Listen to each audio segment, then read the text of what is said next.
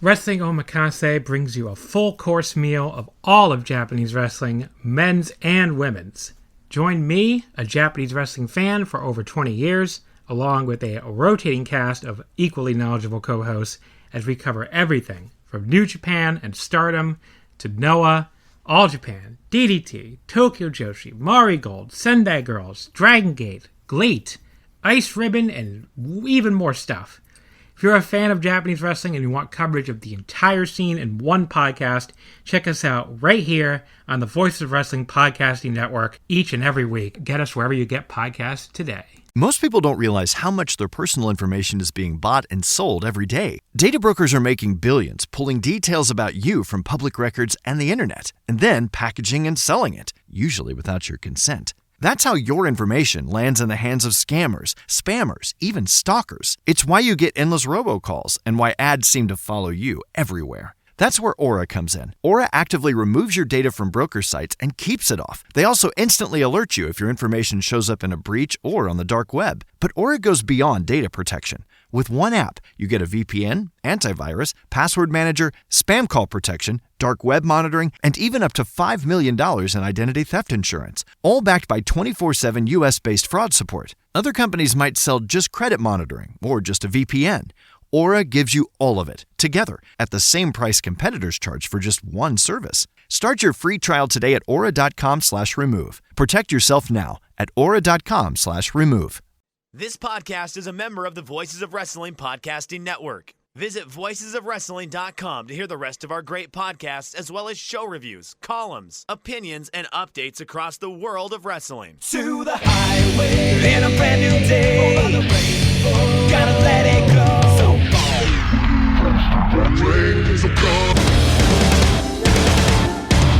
fast to finger down. Stars tonight together. Here everyone's singing.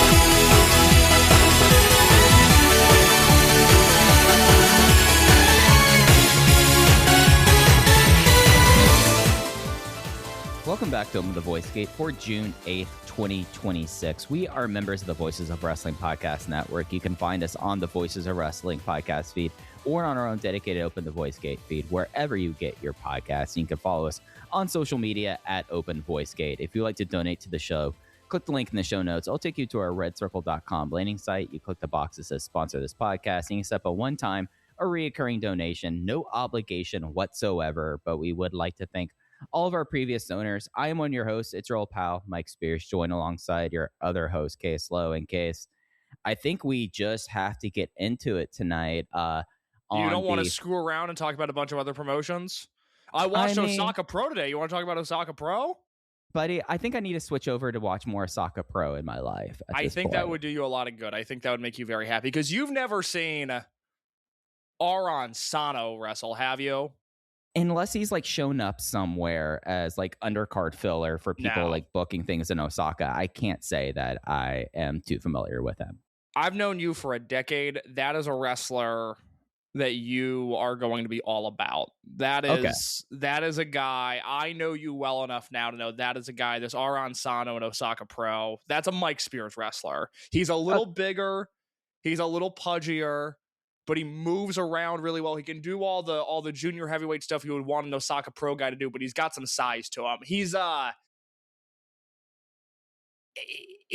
almost built like not even Big R Shimizu, but like Ryotsu Shimizu when he first came in, but he's not doing a comedy gimmick. Okay. I'm seeing this guy right now. He is just a big lad. That is kind of his thing. Now I'm looking at I'm telling you, he is. I mean, the February 22nd tag with Sano and Tiger's Mask versus Mutsufasu and Sho Mizuno, who's another guy that you'll like. That's a top 5 match. I'm aware of Rogue Nation and like that side of it, but like Sano and yeah. I'm aware of Rogue Nation is a very funny sentence. I'm aware. I know about Rogue Nation. I mean, it's one of those things that if you were going to give me a familiarity test, I would say yes, I'm aware of them. You know, like I feel like that whenever you like, if you ever do, I don't know if you ever done like focus group stuff, but like that, I feel like there's so much like on like a scale, are you aware of? And I go, yes, I'm aware of Rogue Nation. No, I was not aware of Aran Sano, but I'm going to check out, especially since he teams with Tiger's Mask. I've always had a soft spot for Tiger's Mask. Tiger's Mask is awesome. This promotion's great. I love the building they run. I think it's a bummer that Glate uses this as an Osaka building and not Dragongate. And I know you Dragongate made a Sky Hall? Yeah. Yeah, okay. This venue they run is awesome. And I know, I mean, look, Bodymaker 2 looks incredible. I have very fond memories of Bodymaker 2, but I just think, like we were talking about with Jay, I mean, there's a reason that of the deep Puro people that are left, I think there's a contention that has really grasped on to 0-1, and I completely understand why. But I also think there's a group that really like the Osaka Pro stuff, myself included, because it looks great. The roster's super talented. The venue they run is awesome. I wish way more of it made tape. It had been a while since we had gotten a big Osaka Pro show, and that kind of sucks because I don't believe, and if I'm wrong, somebody please correct me, but I don't think we got anything on tape from the light heavyweight tournament they ran in May, and that is a pretty awesome lineup now that I'm looking at it. So it is unironically a promotion that I have enjoyed more than Dragongate this year. It's a promotion I've enjoyed more than CMLL this year. It's a promotion I've enjoyed more than anything else in Japan. It's really only because AEW's had such a great year that unironically Osaka Pro is not the best thing in wrestling right now. I have just subscribed to their YouTube channel. There you go. You'll love it. You'll be really into it. We'll talk about Osaka Pro sometime because I won't be here next week. Yeah. I don't know what you're going to do. I'm looking forward to finding out when the rest of you guys find out. But I'll be refreshing my feed on Wednesday morning trying to see who you coax into doing this podcast. But we've got to do those days. Our next episode will be 10/10/96. We'll cover that. That'll be, I'm telling everybody now, that's an end of June podcast. You're going to have to wait a while. We spoiled you in the first quarter of the year with a bunch of those days episodes. June and July, going to be not sparse good on Michinoku Pro content. Going to be real sparse. Did you know, by the way, that Kobe World's on a Monday this year? Yes, I did. Mike, that is not good for this show. That is really inconvenient. Off air, I'll tell you the reasons why it's super inconvenient for us, because the way you're doing it, because it's like a straight up like bad week for me. July's a bad month. I've told people in like my shoot work not to give me any not try to book me for appointments. Let me book you for appointments just because of how scattershot my schedule is. Yeah, like the way that sometimes it is for you, that's what it's going to be like for me in July. And that's also my July. But I had a very good friend text me yesterday who lives in Cleveland, and I obviously live in Chicago. And she texted me, and she was like, "Hey, can you make room for me on your calendar in July?" And I text her back. I go, "I can make room for you in August, but don't come see me in July. I don't have time. I'm not. Don't come to Open the Voice Gate for July. No, just don't do it. If you don't get it those days in July, you'll get 2 in August, but it might not happen in July, and you'll get 1 at the end of June, but it's not happening until then. But it's a little stressful. My fear, I just assumed World was on a Sunday. I learned yesterday that World is on a Monday this year. That is not good. That podcast might actually be a day later because I already have a thing that Tuesday. We might be recording that Wednesday because I don't know if I can get to it in the same day. I'm super stressed out about it now. On air production, I could do that Wednesday for you. I know that. I'll let you know. I would love to do it the same day, but I had like a whole plan because I knew I had something going on that Tuesday. I was like, oh, we'll just record on Sunday. Like, it'll be great. We'll do it the same day as World. We'll knock it all out. I'll finish my review. And then, no, it's on a Monday this year. So that is one of the many crimes that Dragongate has committed in 2026, is for the first time that I can ever remember, Kobe World is not on a weekend this year. Yeah, and I feel like it's been on a 20th recently, too. That was a weekend, and that's what throws us off with it. Because we go like, oh, it's on the 20th. Yeah, that's like a Saturday or a Sunday. No, it's a Monday this year. Open the Voice Gate. It's where we start to pursue calendars and try to figure things out that way. You know, I mean, they're throwing us all kinds of curveballs this year, Case, and there's no other curveball that's as big as the curveball we got on June 4th with Shun Skywalker announcing his pending departure from Dragongate Pro Wrestling in his first match in 6 weeks. Unless you had any more fun and games, I think we got to get into it. Well, let me ask you this. Was it a curveball? Was it something unexpected to you? I think with the power of 96 hours of hindsight, and really as soon as I woke up to the 20 notifications on Thursday morning, I was like, okay, that makes a lot of sense. And I, other than the way that it all happened, and with that, as soon as I saw it, I was like, oh, okay, that makes sense. Was it similar for you in retrospect, and then as soon as it kind of sunk in? Yeah, I was watching live when it happened, and it was a total gut punch. I mean, it was a distraction just as I was going about the day.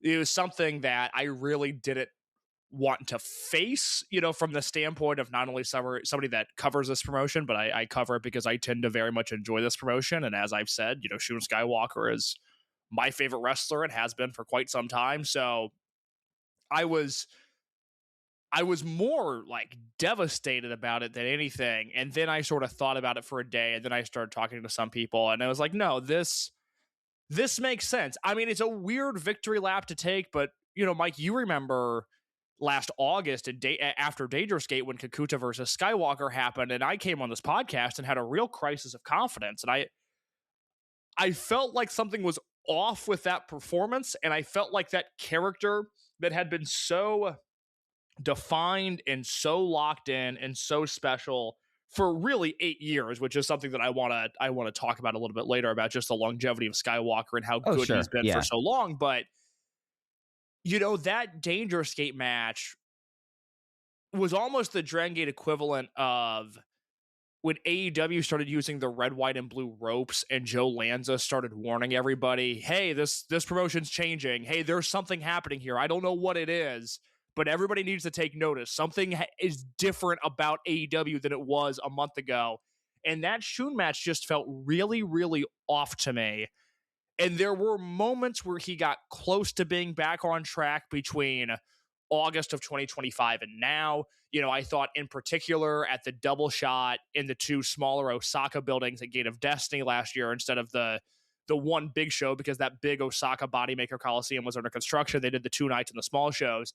And I thought Cy Patra was so good on those shows. And that was the one time that I felt like we were all really energized by Cy Patra. And I thought, okay, all right, this is going to be okay. We're going to land the plane here. Everything's fine. I should have never doubted Shun Skywalker. And then Homare got injured. They had to vacate the belts, and things weren't really the same after that. And so him leaving, mixed with conversations that I had with various people this week about maybe when Shun Skywalker first asked to leave Dragon Gate and maybe how long ago that was, everything I think over the last 10 months or so started to make a lot more sense. I feel like for me, it maybe I am coming from a little bit of a more negative kind of thing as it soaked in, and I kind of wrote about it at the in my review for that's up on Voices of Wrestling. At least like as it like sunk into me, like the first thing that kind of I went to was everything about Shun Skywalker has felt wrong since he did not turn face at Kobe World.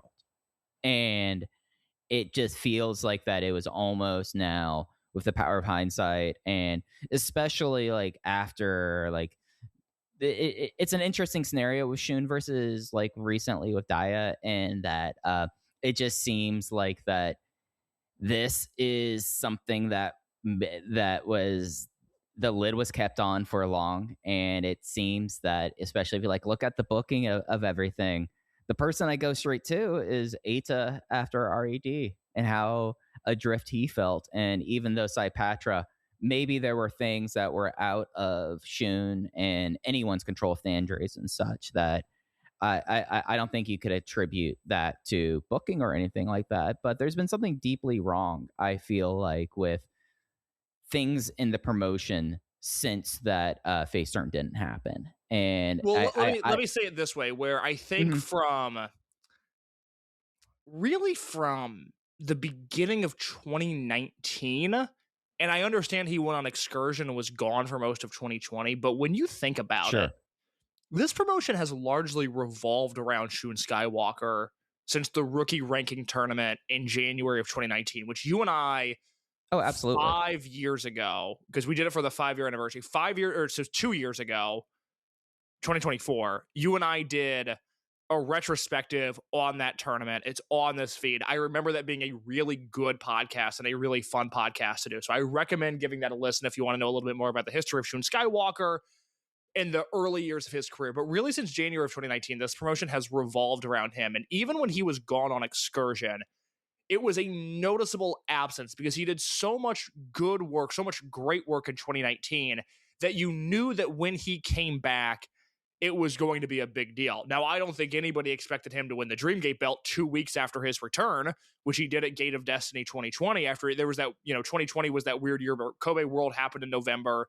It was Eita versus KZ as the main event? Yeah, it was Eita versus KZ as the main event. There was a Shimaz finish, and then the lights went out, and it was Natural Vibes versus RED brawling. In the middle of the gangway was Shun Skywalker coming in, clearing out everything, and saying that he would be the next Dreamgate champion. And they didn't waste any time. 2 weeks later, he was Dreamgate champion, and we were off to the races with that Skywalker run that I think you and I hold in the highest of esteem, and I know a lot of people do.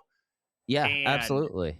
I mean, let's just look at the statistics of it. I mean, he was the straw that stirred the drink for this era of Dragongate. 3 Dreamgate titles before the age of 30, several Twin Gate titles and Triangle Gates, Rey de Parejas, and several Masks and Hairs. I mean, statistically, it is one of those stretches that will rank up there from Shingo's main event stretch to Shima's main event stretch as one of the most dominant kind of periods in the promotion's history. Absolutely. I mean, for most of the 2020s, and I wrote this in my review at voicesofwrestling.com, but for most of the 2020s, I have referred to Shun Skywalker as the best wrestler in the world, not named Bryan Danielson or Will Ospreay. And I think that, especially from 2021 to 2024, that couldn't have been more true. And so whether he was Dreamgate champion or not, the promotion revolved around Skywalker. He was sort of your 1A main character. And what we saw after he beat Yamato last year was a guy that was no longer the focal point and the thing that everything revolved around. He was a guy running parallel to the promotion. He was off in the distance in this weird way where Kame and Rita and Tanaka and when he's there, Flamita and Kakuta because of the way that he's booked, and Yoshioka because of the way that he's booked. Those were the guys that felt like the fiber of Dragongate, and Skywalker just got pulled from that thread, or he removed himself from that thread. And that was the weird part of Saipatra, was they felt just weird. It felt like they should be more important than they are, but they were running next to the promotion, not in it. And it's a sizable loss for Dragongate. I have 2 questions I want to ask you. Let me ask you this first one that is not, it's related to Shun, but it's not all dependent on Shun. Coming out of these 2 Korakuen Hall shows, do you feel better, worse, or the same about Dragongate's 2026?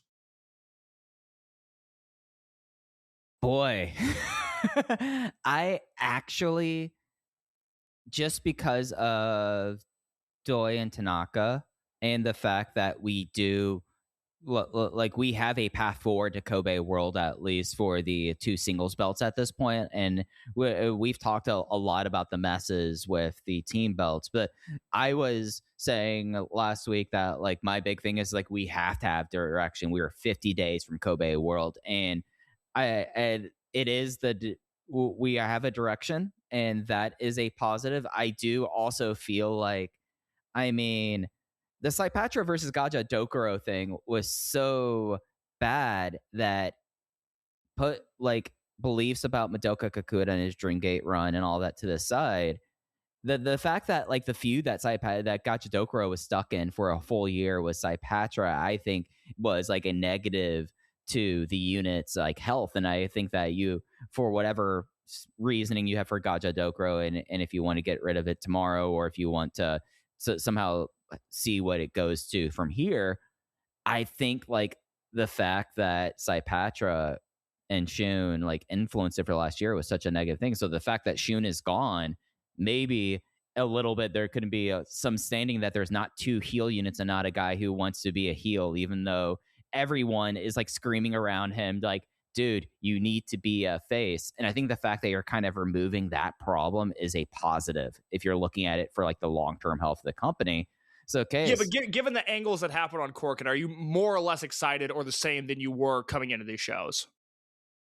I mean, I'm excited for Hamare versus Tanaka. And I'm excited for Tanaka Gun. And I think for that, I am thumbs up. Dreamgate picture is a big open question, but at least like we'll see where it goes to from here. But I'm a little bit more encouraged coming out of these shows, and that's even after coming out of what I've written down as one of my least favorite shows in company history on Thursday. Yeah, you got the rougher of the two shows, which is it's never intentional, but when we have to split up these written reviews, you get the short straw on those. Why do I always end up with farewells too? Yeah, that's true, because I think you did the Kotoka farewell. I did. You did the Yoshino farewell, because I wrote the big article, and I couldn't write any more about Yoshino. I was sick of talking about him. Yeah. Who else did you do? Did you do another one? I was the one who I came on and in 2018 when Shingo left, and I had to put together a column in I think 2 hours about it. Yes. If I'm writing about something, it's usually kind of bad news, and boy, the last three of the Thursday Kobe's or the Thursday Korakuen Hall shows pissed me off in different manners. But I getting back to your question, Case, I think I'm more positive feeling about Dragongate today than I was last week and coming out of these two shows. I am too. That's interesting to hear you say that, because again, I could tell just from talking to you over the weekend that I was like, oh man, that Thursday show really did a number on Mike, but I didn't have to write about it, so it didn't affect me as much as it did you. But I went to Nate Bargatze. That made me happier after that. Like seriously, I put the show down and I was like, okay, I know all these things that happen. I can come back to it. I'm going to go be in a Netflix taping. I'll be okay now. Oh, this is so not the point. I have a movie recommendation for you that made me think of. I saw the movie Caroline over the weekend. It's like a Bonnie and Clyde type story, or a lot of the focal point is South Carolina, which made me think of you. I think you'd really enjoy it. Oh hell yeah! I'll check it out. There you go. That's my Roger or Siskel and Ebert moment for just a moment. Samara Weaving and Kyra Sedgwick in that. Okay. And she's doing a Southern accent, which let me tell you, this is not a horny show. This has never been a horny show. Her Southern accent, Mike, it works. Okay. Oh boy, it's excellent. It's phenomenal. Really. John agrees. This is a cast. Okay. And all the soundtrack is like, it's a bunch of great either outlaw or alt country stuff. And I had a really good time with it. It's a really good movie. Oh hell yeah, I'll check it out. So, as for what we were talking about before I got distracted there by Southern accents, and you said Nate Bargatze, that made me think of it. So, I am with you now. As we go along in this show, I'm going to break down why the Bravegate booking is terrible. I'm going to break down why the Dreamgate booking is terrible. I will probably get annoyed at the state of the Dragongate division. And I'm not super enthused by what's going on with the Twin Gate belts right now. But that being said, I have felt since February, since Uno Dos Tres, when Kakuta beat Yoshioka, I have felt like everything from that show to these two Korakuens has been pointless, because even the cage match stuff that was set in motion before Uno Dos Tres, and it felt superfluous afterwards. Yeah, and it just like I don't feel like it was elevated between the start of that angle and the cage match itself. It just sort of existed. We knew largely where it was going. It was going to be a question of, okay, is it, Cielo, Kato, Hamare, or Ishin that's going to be the victim? And it ended up being Hamare. But that feud was never really escalated beyond February. It just sort of happened, and then we got to April, and then we went from there. It was in all of my years of watching and covering Dragongate, it's the cage match that I've had the hardest time analyzing, because I didn't feel like ultimately that the stakes were that high or that I necessarily even cared about the stakes. This is the first time really since Shimizu's injury where I feel like they are trying to push things forward. Now, a lot of the things they're trying to push forward, while they might look good on paper, are completely unearned and nonsensical, and the more you think about them, the more upset you get by them. But on paper, they look okay. And so I'm morbidly curious to see the direction they go in terms of the booking. Now, even with the Skywalker loss, as it relates to my feelings on the current day of the promotion, losing their top star, the guy who has been consistently great for the last 8 years, my favorite wrestler. They are now at a point, you and I talk about this a lot. We normally talk about this in the context of how they book Jackie Kame and just how conservative Dragongate's booking has become, how they are really afraid of making guys or elevating guys or giving you big matches. Like, this is not a promotion that does that now. And while I have a follow-up question for you that will relate specifically to Skywalker and his departure, I do want to say before that, and you tell me if you disagree or not, but when you lose Daya, which is a huge loss for the fabric of the promotion, I think more so than it's almost like the Kaito It's a Ishida spiritual loss. Yeah. I said when Ishida left, I go, this is going to hurt way more in the short term than it's going to hurt in the long term. I think that's true for Daya. Now, I think Daya hurt way more in the short term than Ishida did. You're a much bigger star. And I think Daya in the long term, this will hurt a light years more than Ishida did in the long term. But still, it's more of a short-term problem than a long-term problem. Shun leaving, I actually think is more of a long-term problem than a short-term problem, and I can explain in just a second. But when you lose those guys, when you have Shimizu out for the year, when you have Ben-K out for the year, I would think, I don't know, I've been around wrestling long enough to where I would think now your back is against the wall, and now you can't book in this grossly conservative way that you've been booking for the last 5 years. And for that reason, I feel, I guess, slightly optimistic about the future, that they're going to have to do something new. They're going to have to shake that snow globe a little bit harder than they have been. I feel like that's bound to happen, right? Yeah, and I do have to say, though, that, like, there is, like, there are times that I really think that this booking office, and really when I'm talking about this booking office, I'm talking about the actual booker, Ryo Saito. I feel like that sometimes, like, things are hit so right, and it feels like, oh gosh, this is like so simple, and it's like, oh, of course, this is like Clash Dragongate. And then there's other times I'm wondering, like, if there was like carbon monoxide poisoning in the buses just because of the decision making with it. And I do want to kind of expand on the Shun long-term thing in a second, but to answer your question, yeah, I do kind of feel like that the fact that they are like dangling KZ time as like a thing in a way just also makes me wonder, like, do they understand the gravity of the problem here? The fact that, like, it is the idea of, are we going to try to do a Hiroki Goto kind of thing with KZ at this point, and versus CLO, who is massively untested and is a big open question in singles matches just to begin with. And it's a weird kind of thing, but it is like forward direction that I have been craving in this promotion for so long. I feel like that as soon as we left Daya, so like Uno Dos Tres, and I guess like the show after Uno Dos Tres, the fact that like D Courage has been a shambling corpse, and that's finally handled, and we have like a Tanaka gun is most likely a direction going forward, is a outright positive, and that I think only comes from shaking that globe finally. And my only thing is I think they need to shake it a little harder, and I don't think that D Courage is the only unit that needs to be blown up at this point. What other unit needs to be blown up? I think that it was interesting that they did that big 10-man natural vibe stack.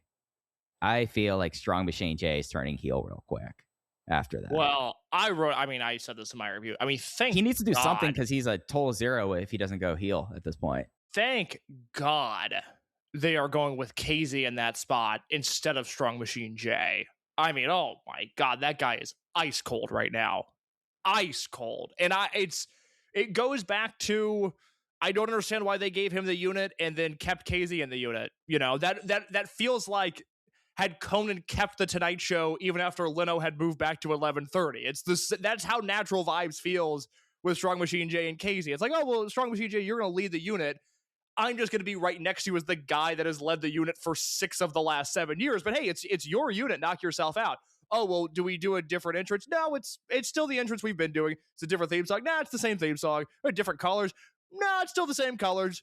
Oh, okay. So it's not really my unit. No, it's your unit. I mean, that's how Strong Machine J is the least interesting part of Natural Vibes, a unit that I'm really enjoying right now, and he's the leader of that unit in theory. Yeah, he is easily the least important person out of the 6, and it's wild. Like, just he other than maybe UT is the only person who is least important, but I mean that's because UT at least has a spot where we know what UT is, and he's delivering. He's delivering to the level that we would expect him to, which is, you know, a fantastic level. He's a great wrestler, but you can say that about Flamita. You know, Aki and Gucci are over delivering. KZ, you know, we'll see what comes of him, but it's the issue of Strong Machine J where you're like, God, like what is he? Like what's he doing? You know, he's not doing anything. No. So like blowing up Natural Vibes after doing that tag, and especially him like turning on all of them, is something that's like desperately needed. And I don't know if that means like, okay, another new member of Gajadokuro, or you're going to evolve that out now that you're coming up on a on an anniversary at this point. But like I feel like that just the fact that now we are shaking things up, we've got to shake things all the way up in some ways. The bummer is that, and I said this a few months ago too, where Aki and Gucci are just so good as members of Natural Vibes. It's the wrong thought process to have of like, oh, well, you should keep the unit just for the 2 lowest tier guys in the unit. But they're so good at being in Natural Vibes that I would almost hate to see that unit go away, because especially for Gucci, it took him so long to gain any momentum that I'd be cautious of changing anything, but it's probably for the best that those guys all go through some sort of change, right? Yeah, especially since they yanked the Triangle Gate away from them in that manner. Like, you can just step on. We're done with chapter 2 with those two. They can go step on. We got the great reaction of Kinki Horiguchi eating the Vader bomb. I think we're good. We're good here with Aki in this role, and then he doesn't have to have that bad singlet anymore too. Look, I'm a fair man. I've criticized Genki Horiguchi all year long. I will continue to criticize him later on in this podcast. I adored the way that he sold that Vader bomb. That was everything that I have loved about him that has unfortunately been absent from his performances this year. Oh, absolutely. And I will put over my arch nemesis in Dragongate later on, Ryo Saito, because he did one thing on these 2 shows that I thought was insane, and it added a lot to a match. Good. Okay, second question. After we talked about just, you know, thumbs up, thumbs down, thumbs in the middle on where we go from here. I've seen some people draw the line. They've made the comparison that Skywalker leaving is the same as when Shingo left in 2018. Now, for those that either maybe misremember, or they weren't watching then, or they've sort of conflated what Shingo and Dragongate was in their head, which, hey, Mount Rushmore guy, maybe the greatest wrestler to ever exist in Dragongate, maybe the greatest wrestler ever. I know many people that would argue that, and I do not think they're insane for that. He'd be my top 5 if I did a list this year. Yeah, he's in my top 5. But in 2018, Shingo truly felt like he had outgrown Dragongate. There was nothing else for him to do. There was no one for him to feud with. You couldn't turn him back babyface. As a heel, he cast such a large shadow that it was overwhelming when they tried to push younger heels in that top spot. They kind of did what they did with Strong Machine J and KZ, but with T-Hawk and Eito, where Shingo was still going to be in the heel unit, but T-Hawk and Eito were going to lead that unit, and they just got swallowed up by Shingo. And it wasn't this alpha jock performance where Shingo was trying to screw these younger guys on the roster. They had Shingo, for all intents and purposes, on the sidelines.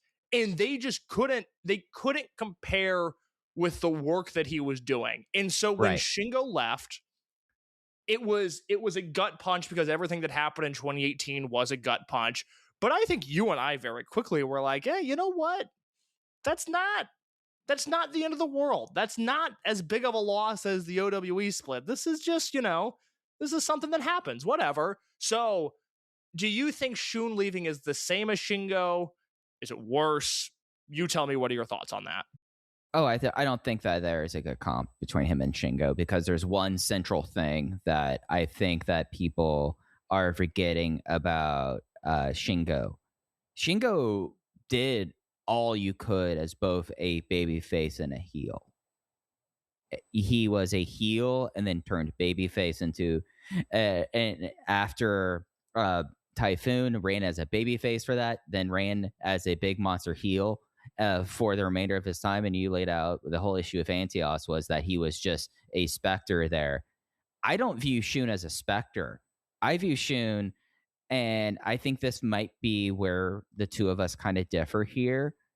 My read of this situation as it relates to Shun and the last year is more, it is not just like the fact of the whole situation with Saipatra and feeling like adrift. I think that he was adrift because he chose to be adrift. He chose not to turn face, because anyone with any sort of history with this promotion knows how things were supposed to go, and knows that the one thing that was left on the table of Shun Skywalker was the big babyface run after the heel run. And that, to me, is the central difference between Shingo's departure and Shun Skywalker's departure, because Shun Skywalker left a lot on the table.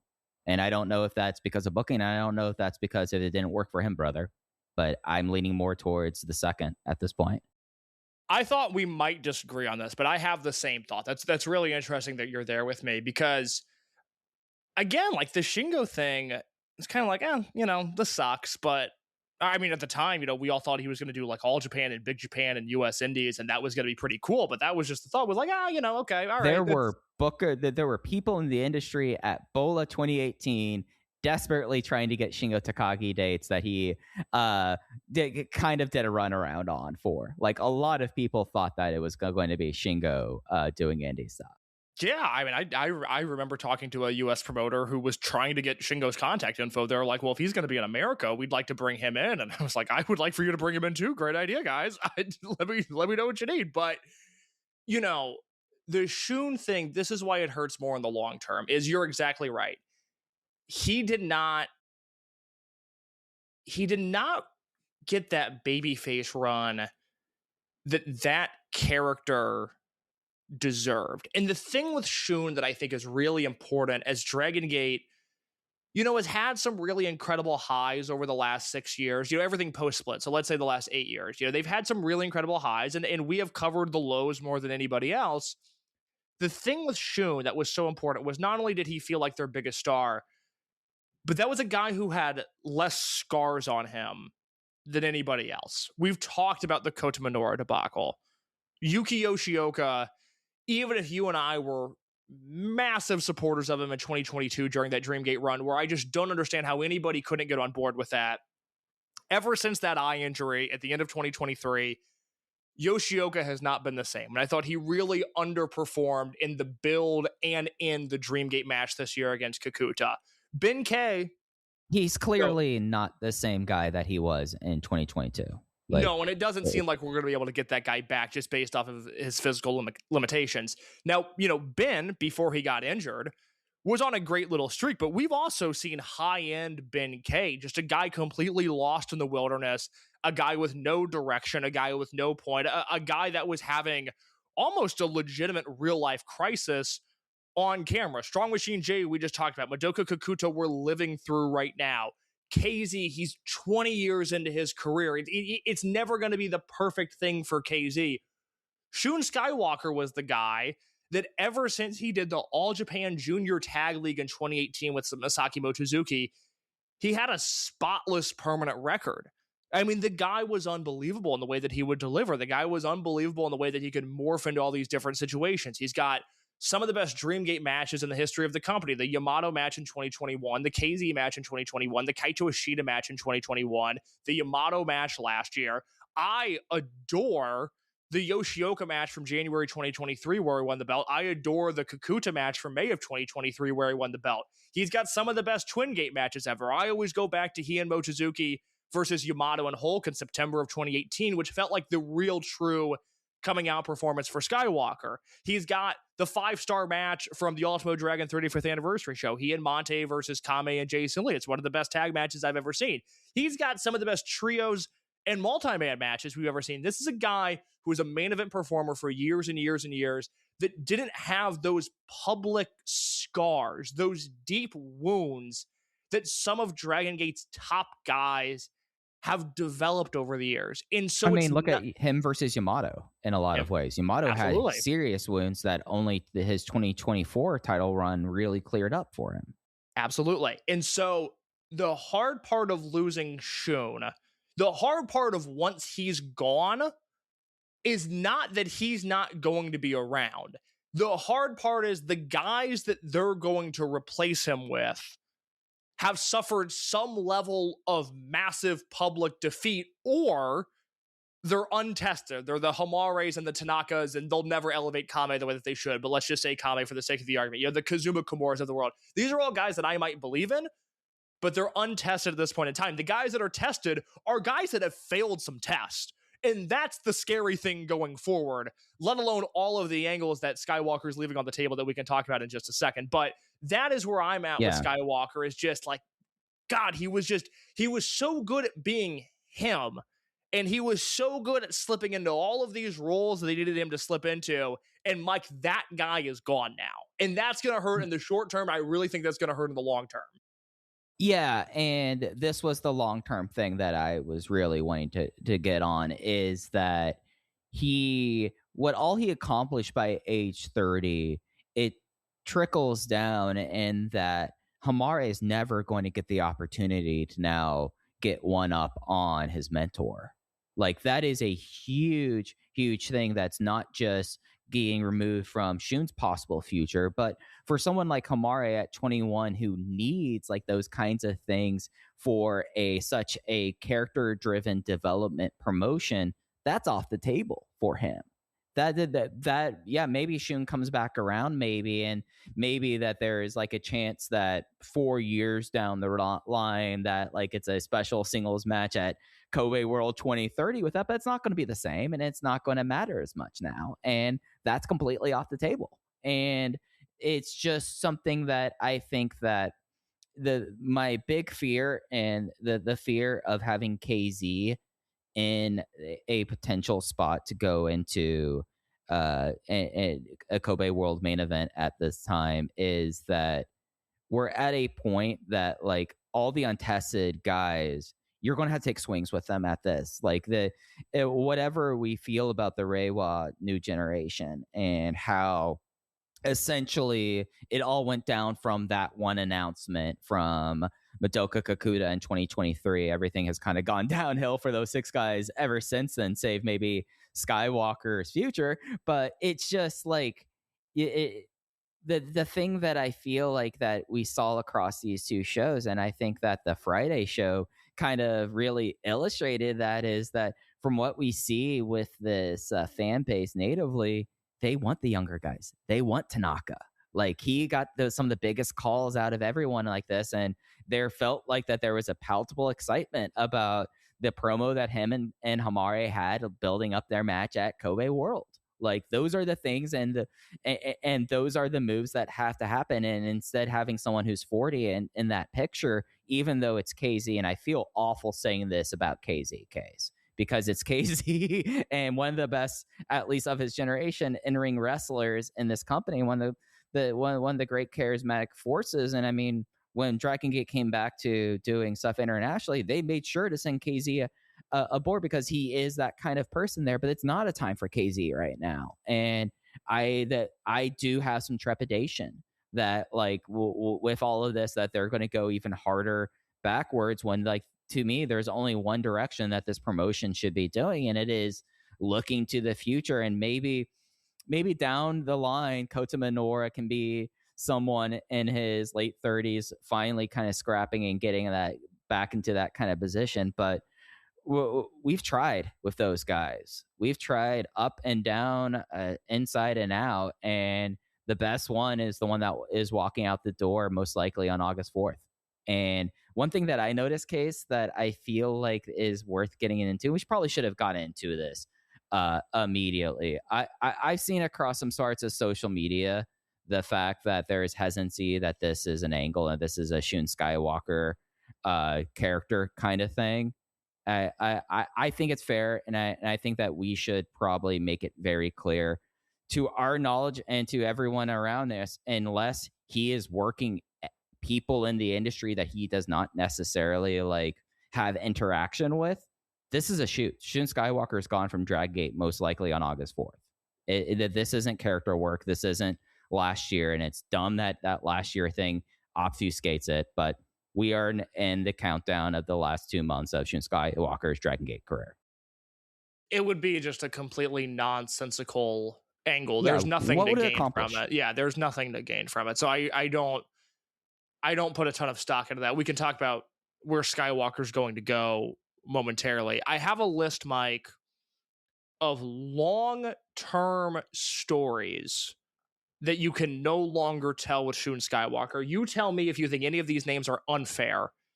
I have Luis Monte, Jackie Kame, Yuki Yoshioka, Hamare, El Cielo, Strong Machine J, and Madoka Kakuta as guys that he has history with, that he can no longer finish off his stories with, not to mention what I have as uncharted territory with Kimura, with Tanaka, and with Ishin. We never will get to see Shun versus Ishin in a program, and that is a real bummer.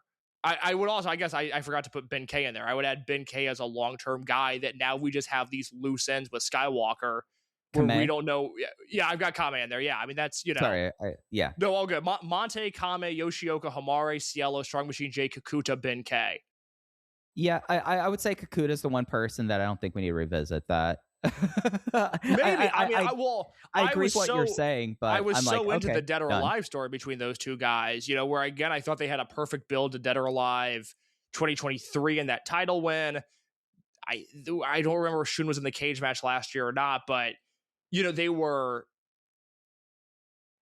Kakuta had taken a 2-1 lead on him in Dreamgate matches, and I thought that was really interesting. And so even if I didn't like their last Dreamgate match, I thought there was more stuff to be told there. But that's a very long list of guys. I mean, we talked about it a little bit with Daya when he left, where like, oh, okay, there are just loose ends with Daya that we'll just have to live with now. We'll never know where some of these stories went. But that's a really long list of guys that Skywalker was involved with, where they had more stories to tell with Skywalker that now that's not going to happen.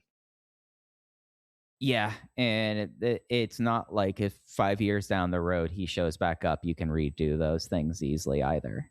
No, time and place, and this was why when Saipatra formed, this is why I really wanted them to be this super babyface unit, because I think you could have gotten away with more stuff with Monte then. I think you couldn't have gotten away even with D-Courage. I think you could have done more stuff with Yoshioka, and you could have done more stuff with Daya, and you could have done stuff with Strong Machine J, and then it's a bummer that Gajadokuro and Saipatra wrestled as much as they did, and I don't really feel like we got any pronounced Ishin versus Skywalker moments. I mean, that just feels like such a massive miss. It feels like such a massive miss that we didn't get a ton of Jason Lee and Shun Skywalker wrestling one another, that we didn't get a ton of Kato and Shun Skywalker wrestling one another. They did, but a lot of those matches were bogged down by just this boilerplate heel style that Gajadokuro has been wrestling that is such a bummer.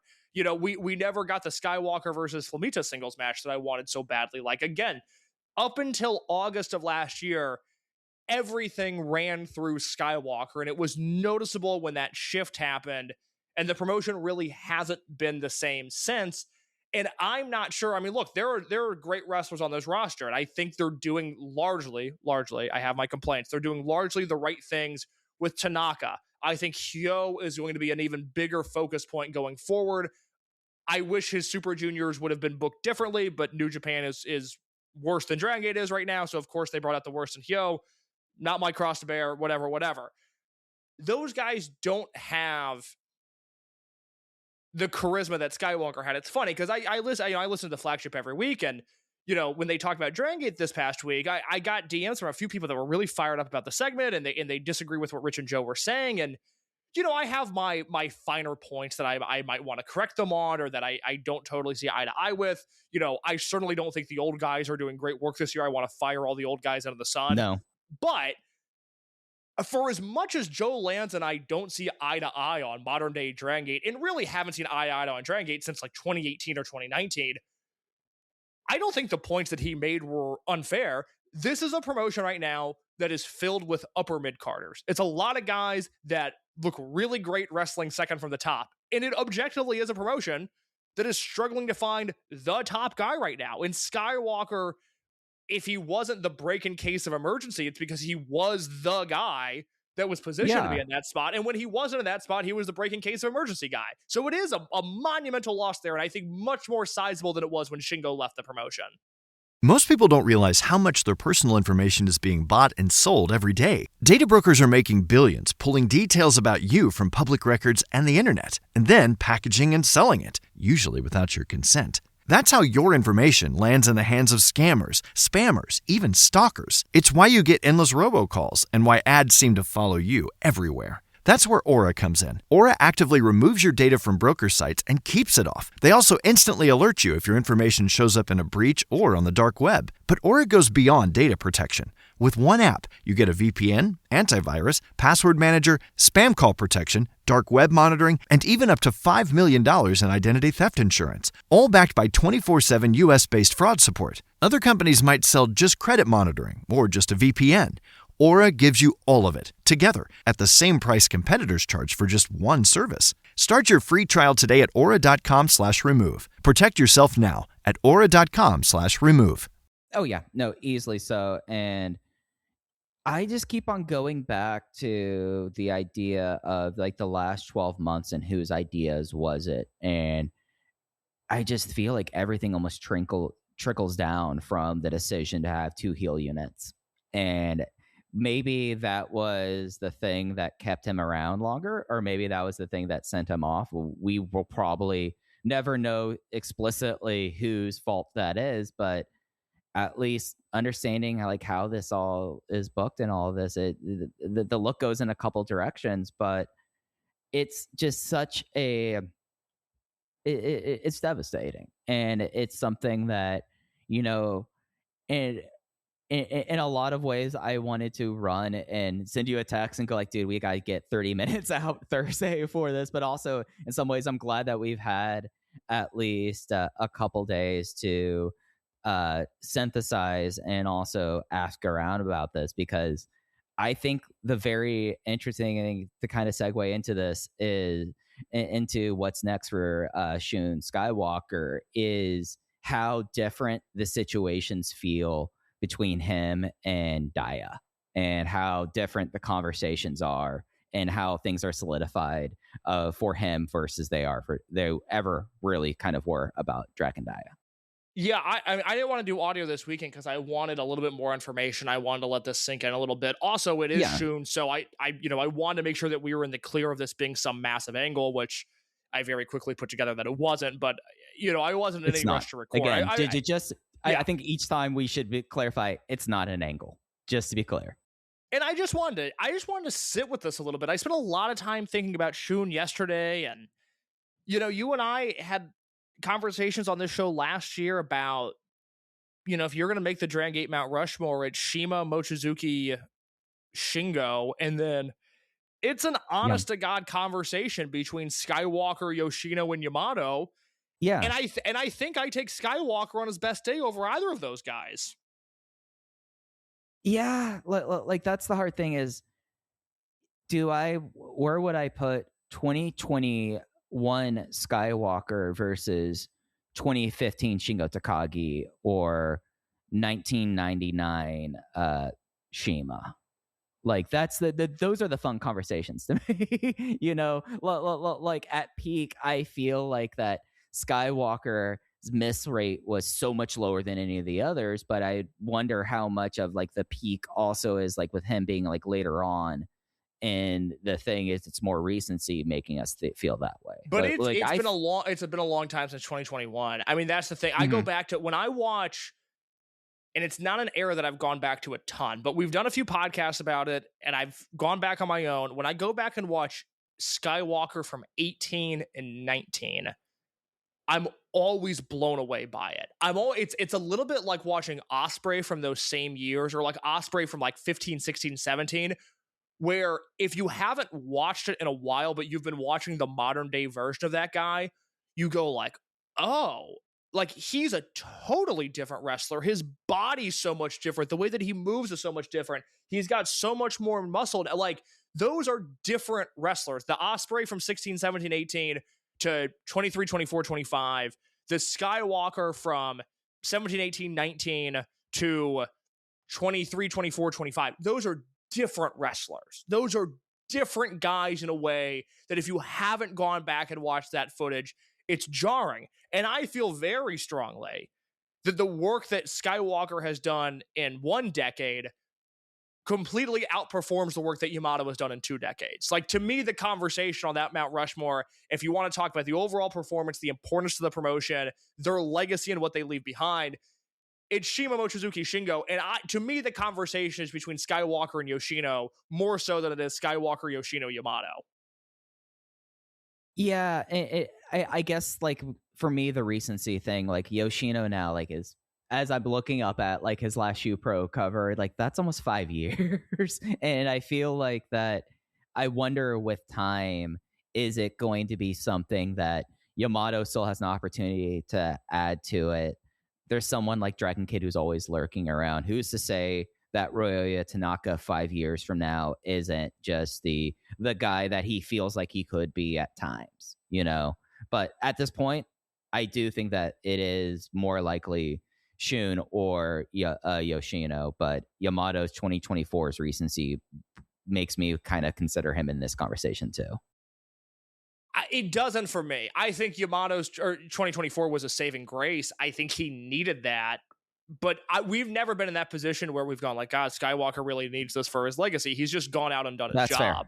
Fair. You know? No, that's entirely He doesn't fair. have those lows. I mean, there are times where I've actively loathed Yamato as a wrestler. Now, personally... 2016-17, yeah. 2016-17. Now, personally, I'm devastated that it's been now 11 months and they haven't done anything with Yamato. I can't believe the way this guy's been booked over the last year. He has done nothing. And even when they stumbled into something interesting with he and Gucci, they didn't run with it. They shoved it away. They separated those two. I can't, the booking of Yamato over the last year has been absolutely criminal, and it has really hurt the promotion. But losing Shun, just to put a bow on this, it's a Mount Rushmore guy. It's a catastrophic loss. It's weird. Like, the Dial loss, do you agree with it? Like, the Dial loss felt worse in the moment. Because it was a spiritual loss. It was a spiritual loss. The Skywalker thing sucks, but it was almost like this like demonic baptism, whereas like we just dropped this baby in water and when we pulled it out, it was like, okay, like it has to get better now, right? Like it can't get worse. We've lost Skywalker. Things are going to be better from here on out. They can't continue with this just overly conservative booking they've been doing. They have to do something else. Yeah. But real quick, just as for the future of Shun Skywalker. Yeah. I mean, yeah, you know, I've heard from 2 separate sources who I very much trust, who are in no way related to one another. The 2 people that I spoke to about Shun Skywalker's future I've talked to a few different people, but the 2 people that are most confident in Skywalker's future are 2 people that I know do not know each other, or at the very least do not speak to each other. They come from completely different ends of the wrestling world. Yeah, and to fully flesh this out, after Case doing his talks, I've gone and have like asked around like there seems to be consensus of unrelated people here that I think the fact that like all sides are kind of saying something and they don't really have either the interest or the interactions to, I think it gives like stronger bearing, if that makes sense. I mean, when Daya left, nobody wanted to talk about Daya. Nobody knew anything. It was all very mysterious. It was all very odd. I would have conversations with people about wrestling, and then I would bring up Daya because they might know something, and they would go completely quiet. It was a very strange deal. Skywalker, the moment that news came out, I had people ready to talk to me. They had thoughts on where Skywalker was going. They had information on where Skywalker was going. I've been told very confidently by two separate sources that are unrelated to each other that Skywalker is going to New Japan. The bigger question among the people is not where he's going to end up. It's, is he going to be a masked wrestler or not? And that is something that I can't seem to get information on. One person told me directly he's going to New Japan without a mask. The other person said he's going to New Japan. I don't know about the mask, and I haven't been able to garner any more information on that based off the people that I've spoken to. But the general consensus among people that would be in the know, we don't know when he's starting. We don't know what he'd do. I hope it's not House of Torture stuff, but it would be like minus 1,000 on DraftKings right now. Skywalker going to New Japan. Yeah, and as soon as like Case has done a lot of legwork on this, and then I kind of did a little bit of backup stuff. As soon as Case was like, okay, this is what it seems to be, I reached out to a couple sides just to see if there was anything else going out there, and no, there's no talk of Noah whatsoever. That I've not heard a single person bring up the idea of Shun Skywalker to America. That's not happening, and it seems like also that around New Japan that there's nothing concrete, like nothing, like there's no sign that no one's going to say like there's a contract or anything, because there's not a contract or anything like this, but there's an assumption that he's coming in. And I think that you look at that New Japan calendar and with that, and it does make you kind of wonder like what timing it is. And circling back to the mask thing, and the big question is, does he have the rights to Shun Skywalker, or is it a Dragongate thing? Because if you look at what happened with Daya, when Daya quit, the first thing he did was drop the dragon and just go by all caps Daya, because it was its own separate thing. So there's a legit question about, is it going to be, and this is not being shoot trash, is it going to be Shun Watanabe, or is it going to be Shun Skywalker, and what kind of scenarios it's going to be with that? That seems to be the only open question about the scenario to me. And I have no insight whatsoever on who would own what rights to that character they might have. I struggle with that in America, let alone Japan. I really have no idea what's going on there. But, it could be a deal. I mean, look at the way that New Japan looks. They might not want a guy who they're going to feature in a mask. I think that would be a mistake. I think that gives Skywalker a distinct look. But, I mean, Mike, you and I saw Skywalker unmasked last year, and he's a guy that even without a mask has a pretty distinct look. Is a guy that I think could jump off the camera without a mask, but I don't understand why you would get rid of that. Yeah, unless you have to. Like, he's not a bad-looking guy. I wouldn't say that he's an outright hunk, but he is a distinctive enough guy that, like, I mean, you can go back to Dragongate Network 10 years ago and see him unmasked. Like, he did wrestle a significant period of time before he adopted the Shun Skywalker character. So it's not like that this is some great big taboo. It's not like Dragon Kid is showing up and ripping off the mask and just going like, hi, I'm now my shoot name in New Japan. This is not that kind of scenario here. So yeah, I do wonder about like the idea that they refused to kind of push a mask guy, and they kind of looked at mask guys as junior fodder when Shun Skywalker is much too big to be, at least nowadays, what a New Japan junior is. And also the question is can he wrestle in a junior manner anymore? Because I don't know if he can after his last 10 years. No, that's the interesting thing, is that if we want to live in the scenario in which he's a New Japan contracted wrestler, I mean, look, when Shingo went there, I was like, cool, he might be IWGP Junior Heavyweight Champion one day. He might be. And that would be awesome. That'd be such a win for Dragongate if this guy was the Junior Heavyweight Champion. Of course, Shingo would go on to headline the Tokyo Dome in an IWGP World Heavyweight Championship match. He completely shot by my expectations. When you and I have ever talked about Skywalker leaving in the past, I've always leaned towards Noah, because Skywalker as GHC champion could happen tomorrow. That would be the least surprising thing ever. That is a promotion that needs guys like him. He fits in there. I think he'd crush there. The New Japan thing, I have the same thoughts I did as Shingo. I'd go, God, maybe this guy could be never openweight champion one day. That'd be awesome. But he's so good that he might blow by those expectations.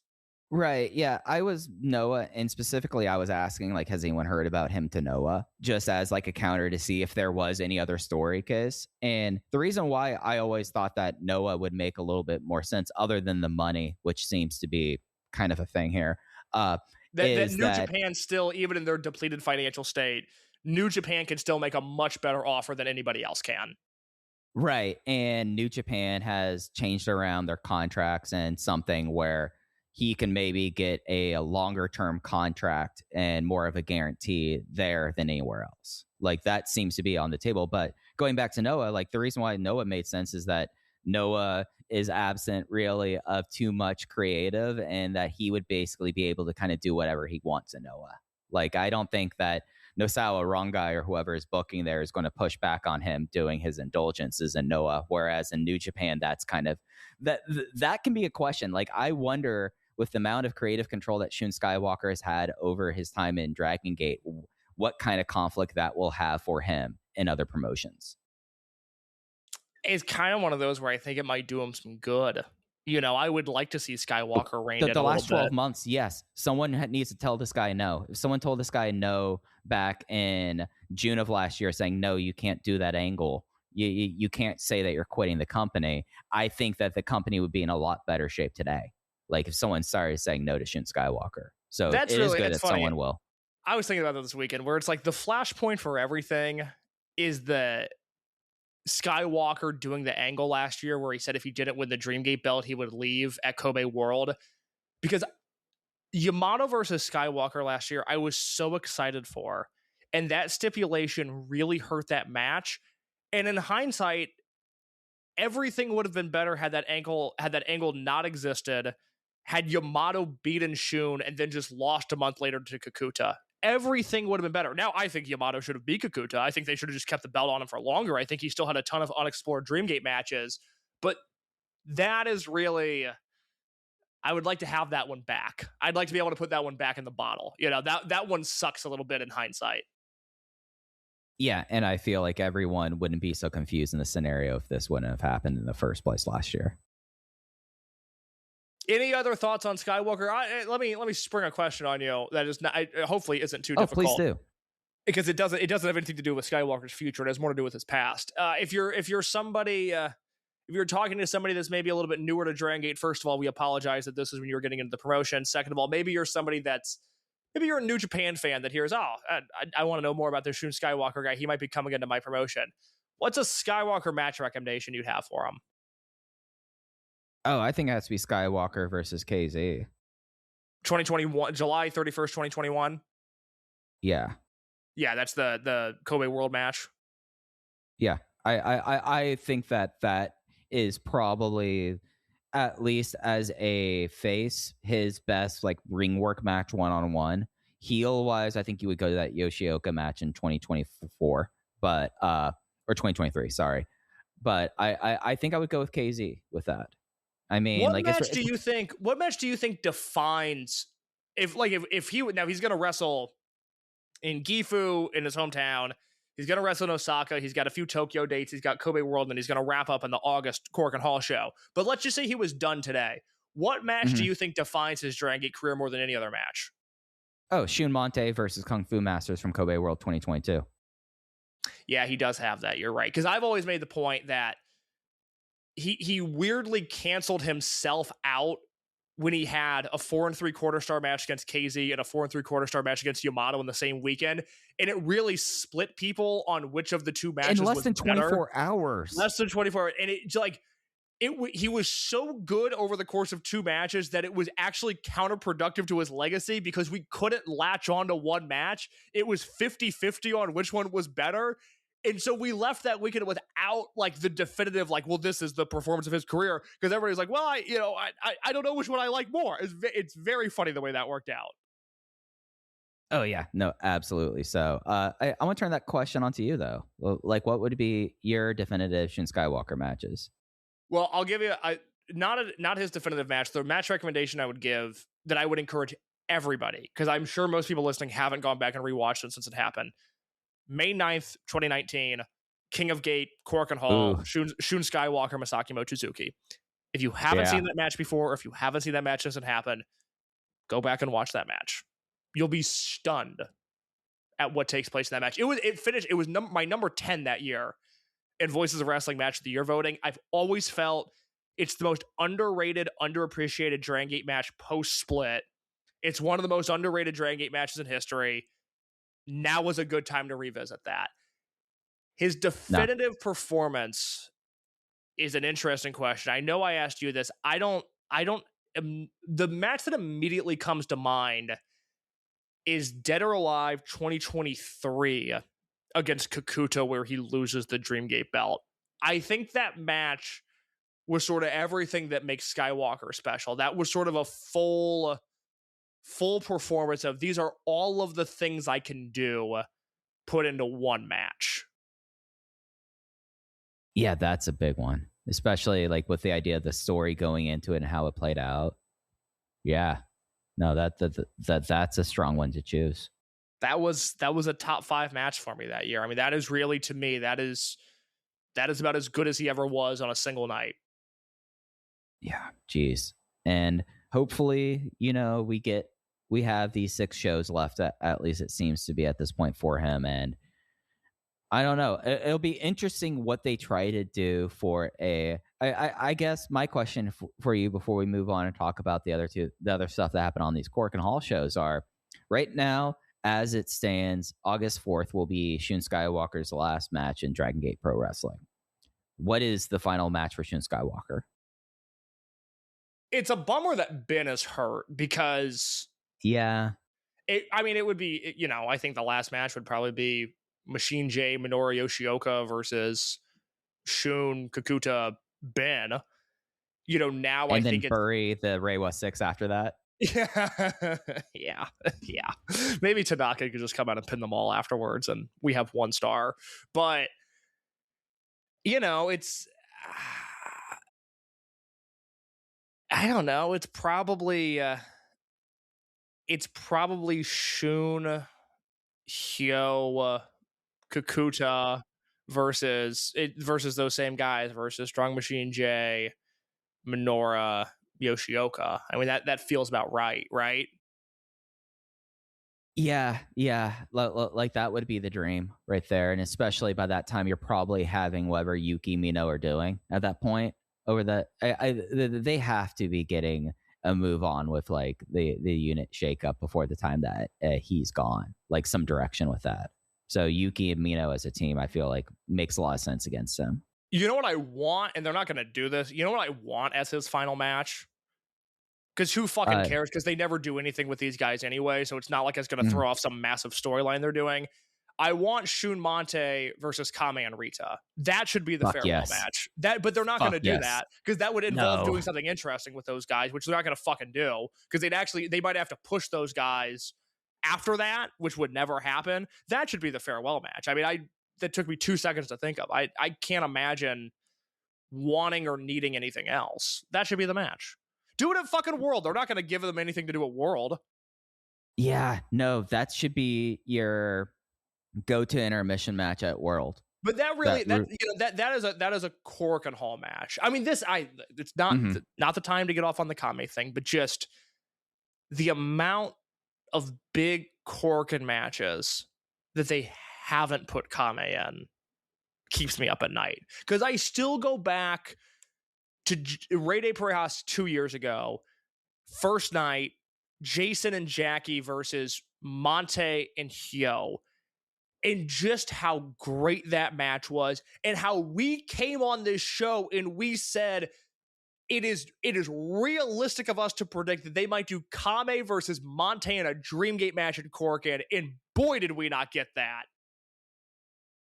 Yeah, it's just real. It's a real indictment of Ryo Saito. They're going to have to do something. They can't keep doing what they've been doing. They don't have Skywalker. They don't have Daya. That's your mid-card breaking case of emergency guy and your main event breaking case of emergency guy. They're going to have to do something. God forbid they push Flamita. God forbid they give Yamato something to do. You saw what happens when you give Naruki Doi something he can sink his teeth into. They got to do something. You know, that's why, in a weird way, after this week, after that Thursday Korakuen and the Skywalker news, in a weird way, that is why I'm a little bit more bullish on their future than I was going into these shows, because they got to do something.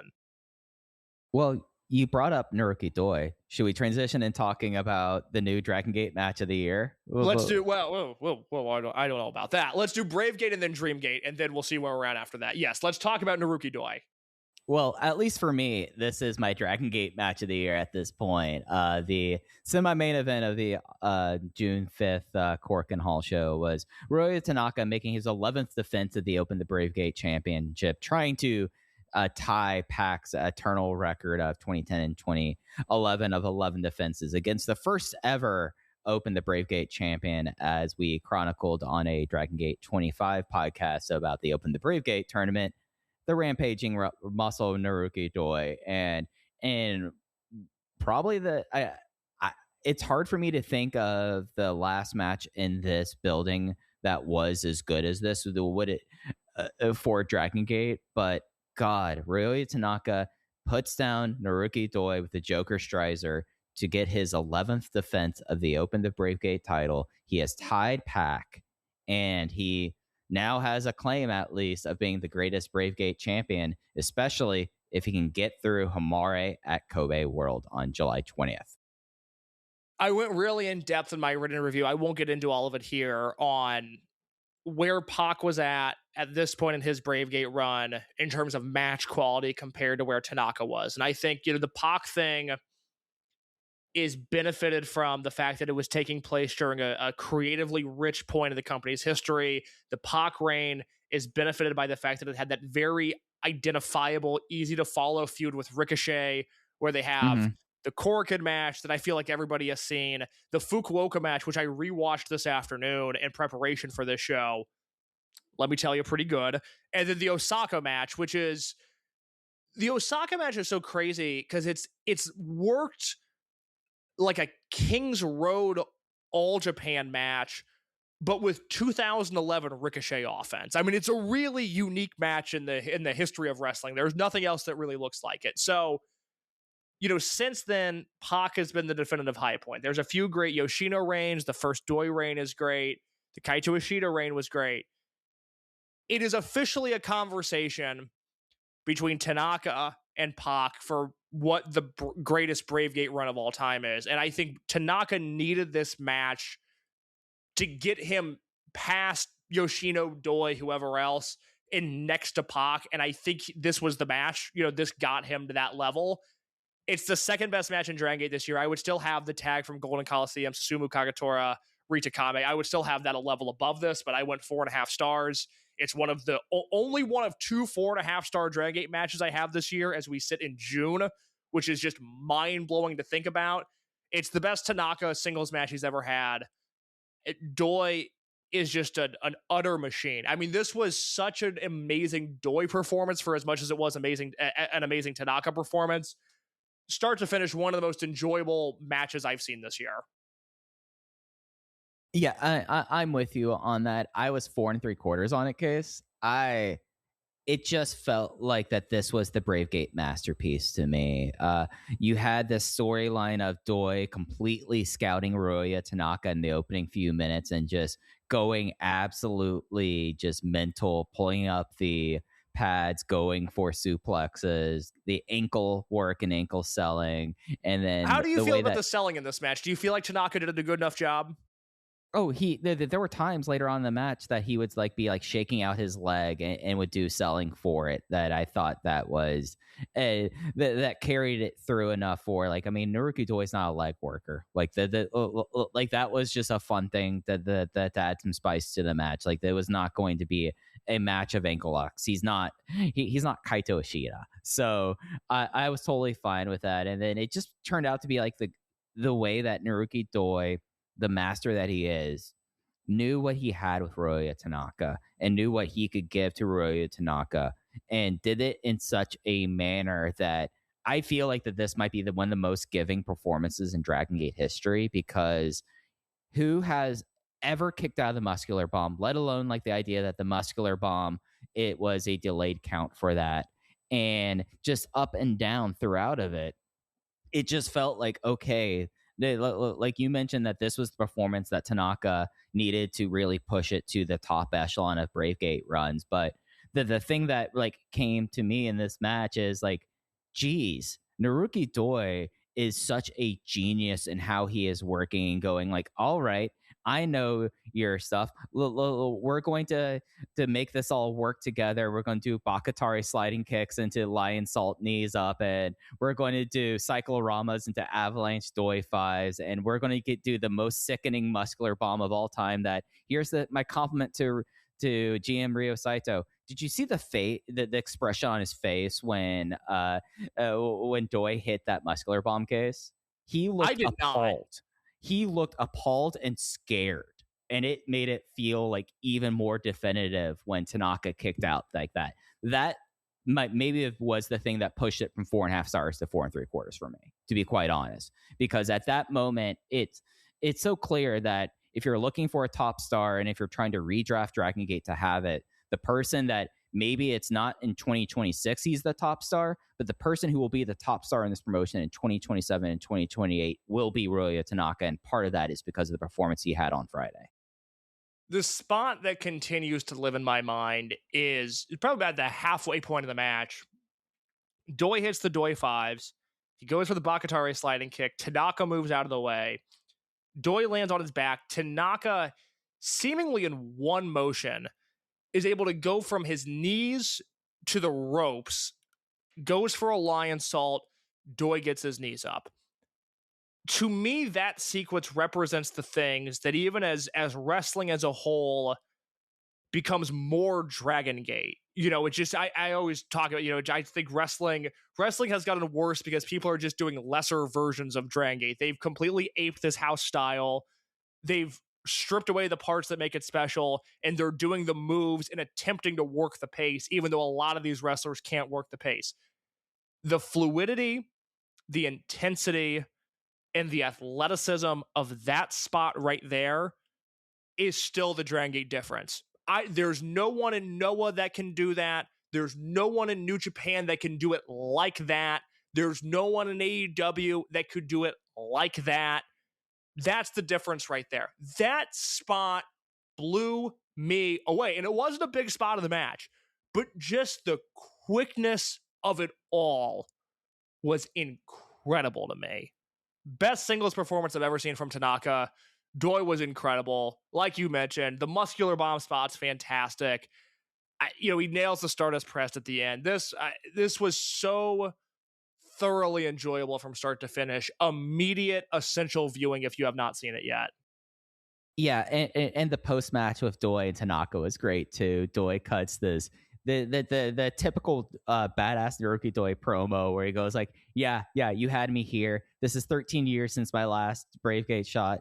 You better hold this belt for another 13 years, and I'm going to take you on in 2039. And then Tanaka's like, yeah, no, I'll see you in 13 years, old man, and I'll kick your ass then too. What a fucking awesome promo that was. You better hold on to this belt for 13 years. I'll see you then. That fucking rocks. That is a great promo, and what a way to put a bow on all of that. And credit to Tanaka, he held up his end of the bargain on that. There are so many times that these young guys fail against Naruki Doi, and at that point, it actually felt like, okay, Tanaka's not necessarily known as like the killer promo at this point, but at that point, I'm like, yeah, no, that's exactly what I want my young babyface champion to say. Yeah, I kicked your ass here, old man, and I'll see you in 13 years, and I'll kick your ass again. But then that was the important part of this match, was that during the first quarter, I was like, man, Doi's getting a lot of offense. I really hope that he doesn't eat up Tanaka in this match. I really hope this isn't one of those matches where Tanaka has to survive by the skin of his teeth and he wins on a roll-up and Doi looks so much tougher than him and so much better than him. And that really is the magic of Doi, is that Doi got in a ton of offense and it was all to aid Tanaka in the end. He came away looking amazing from this. This was a match that elevated the standing of Tanaka rather than it did boost the ego of Naruki Doi. And there's a very fine line there, and I thought they nailed the execution of it. Yeah, and that's something that not necessarily has happened too much in this company over recent years, is the old guys being giving towards the young guys. And or the young guys being able to take advantage of it when they have the spot. That's the other thing. This worked simpatico. This was perfect. Both guys playing their part to perfection. No, I absolutely agree with you with that. After that, Tanaka does his big grown-up promo saying, "Hey guys, I'm number 11, but there's one more thing I have to do with this. I need to have my 12th Bravegate defense. I want to have it at Kobe World. I want to have it against..." And then Hamare's theme comes out. He comes out and challenges, saying that he is actually the one that's going to lead Dragongate into the future. And we have our first match officially booked for Kobe World on July 20th for the Open the Bravegate Championship. It is Ryoya Tanaka making his 12th defense of the Bravegate belt against Hamare. Ah, boy, I don't like this. I like the spirit of it. I like not Hamare like in this. I like Hamare and Tanaka. I do not like them in this match together. I think this is a mistake. This is a mistake on a few different levels. One, do you know? I'm sure you don't. This is an impossible question to ask. Do you know what Hamare's match record is since Golden Coliseum when he got his head shaved? I don't think he hasn't won a single fall. I don't know how many times he's actually been on the winning side of a fall since Golden Coliseum. I would say that if he has any wins, it's probably times he has not been teaming with Kazuma Kimura, because he's been teaming with Kazuma Kimura a lot. And in Dragongate, if you team with the youngest guy on the roster, you're losing. Hamare since Golden Coliseum, going out of this Korakuen Hall show, so at press time when I wrote my review, since Golden Coliseum, he was 5-17 in winless and televised matches. Since then, Dragongate has had another 3 shows. Tanaka is now 5-20 in his last 25 matches without a win on TV, including losing a singles match to BB Hulk and Hokkaido. Hamare has been around for less than 2 years. He's been a pushed commodity for his entire career. He has never felt colder. He has never felt more out of place. I've talked about it for weeks now. I don't understand what his character is supposed to be post Golden Coliseum. I still don't know if he's angry that he lost his hair, if he's happy because it was like a rebirth. I don't know how he's supposed to feel now that he's no longer Skywalker's underling. I don't know what's happening with Hamare, but I know that he's not hot enough to wrestle in a Bravegate match, and I know that there's no possible storyline justification for him to get this Bravegate match at Kobe World, and that sucks, because now you're in a position where at World, you either have Hamare beat Tanaka, which is catastrophic for Tanaka and catastrophic for Hamare because he's ice fucking cold, or Tanaka just beats a guy who's ice cold. I said 2 weeks ago, I said Hamare is the perfect guy to beat Tanaka for this Bravegate belt when it's time for him to lose the Bravegate belt. Mike, I went back this weekend. I listened to the audio we did after Tanaka versus Flamita from Kobe at the end of September, because Tanaka defended the belt 3 times in September.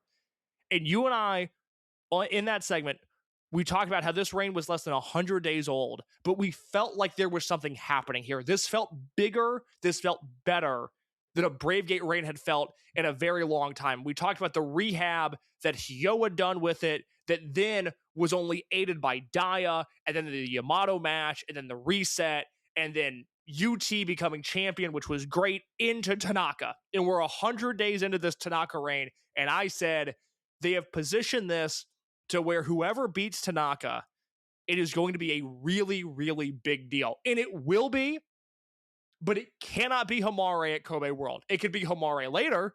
It cannot be Hamare at Kobe World, Mike. Yeah, I think Hamare is going to get put down, and then he's going to join Tanaka Gun.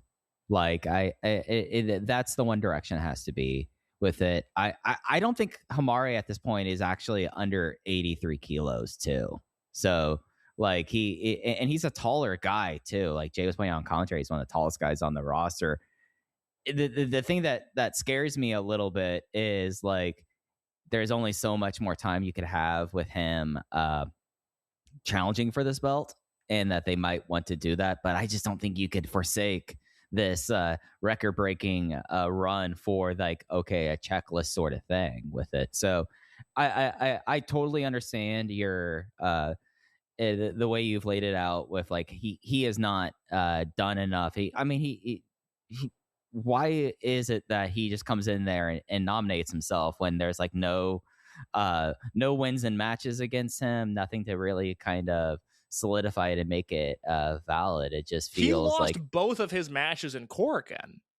They were opening matches. They did this with Cielo too. Cielo lost on the second show and then challenges for the Dreamgate belt in the main event. They did this with the Dreamgate belt too, where they've got these guys in these scenarios where on paper I should like what they're doing, but there's just no justification for it whatsoever. I mean, they're missing the boat here, and I guess we'll see what Hyo does. Maybe Hyo's in the Skywalker match, but that shouldn't affect things. It should have been Hyo in this spot, or it should have been Dragon Kid in this spot, or it would have been really interesting if it was Yamato, or it would have been pretty interesting if it was Susumu. There needed to be a guy to solidify this reign. I think it would have made way more sense to have an older guy in this spot than a young guy. He should lose the belt to a young guy. He shouldn't lose the belt to Dragon Kid. He should have broken the record with someone that has a little bit more history in this promotion, that has a little bit more history with the Bravegate belt. This is a big miss. I don't know if this match is going to have... It's weird. It's going to be a thing where I think Homare and Tanaka, I think, are going to individually be really over at Kobe World. I'm not sure that match is going to be as over as Tanaka versus Hyo or Tanaka versus Dragon Kid would have been. It's a very strange circumstances. This is the wrong match for this show. This is the wrong match for this specific match.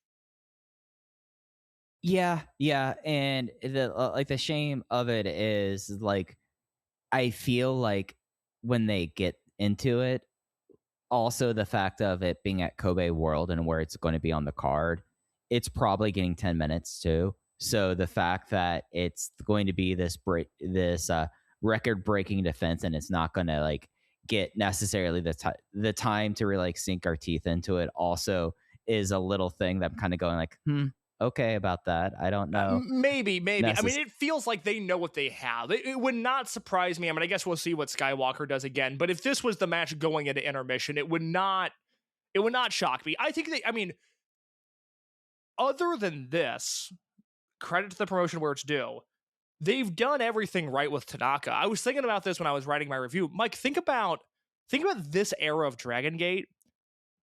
If they had wanted to get wacky with the Bravegate belt and do something with Jiro, or do like if Genki had the Bravegate belt, or if Punch had the Bravegate belt. Think about this promotion without the Tanaka stuff, because that's very possible. That's been the thing happened. we've been hanging our hat on, at least, as well. There's at least Ryoya Tanaka. It's the same thing as in 2018, where cards would get announced and my eyes would dart straight to whatever Maximum was doing, where I would go, you know what, this promotion sucks right now, but at least there's a Doi Yoshino Jason Lee trios match, or a Ben Doi Jason Lee trios match, where I can lock in on that and then give it 4 stars when it's done. And Tanaka, I don't think it has been that extreme, because I think even with the depleted roster, with the injuries and the departures, I still think the roster is deeper than it was in 2018. But similar vibe. Thank God they've booked Tanaka the way that they have. Thank God we've had this title reign. I just think this is a little bit of a miss. If Tanaka was hot, I would maybe feel differently, but he's never been colder in his career. You mean Homare being hot, right? Yes, yeah. No, I'm ultimately with you on it, and the fact that they haven't since, or at least in the weekend since, they haven't really been giving Homare any sort of a push leading up to it. Like, honestly, I'm looking at the schedule right now, Case, and looking at where they are touring and looking how things are going to get lined up at. There's a argument maybe that Hamare might not be on a winning side until his homecoming show on July 12th. Like, there's no argument to be made about that. Yeah, I just don't get it. I don't know. I don't like it. So, other big things that were set up on the show, the Dreamgate scenario, we've kind of talked about it. After we haven't talked about the Gajadokuro versus Gajadokuro match. It played out exactly as we all expected. Kota Minoura got turned on. The only thing is that Jason Lee did not go with him on that. But after all that sussed out, we got Cielo hitting the ring. We thought that it was going to be after he was going to go after Yoshiki Kato, giving everything that's gone on in their feud. But instead he said, I'm looking at a bigger prize, and it is Madoka Kakuta who I'm going after. And he wants the Dreamgate. And as soon as he basically said that, KZ was sprinting out from the back to say, no, I want to have this shot too. And therefore, on the July 2nd Korakuen Hall show, we have a Dream Key match for the Open the Dreamgate title. The winner will go on to Kobe World to face Madoka Kakuta. We do have a Dreamgate direction finally going into Kobe World. We do have a Dreamgate direction.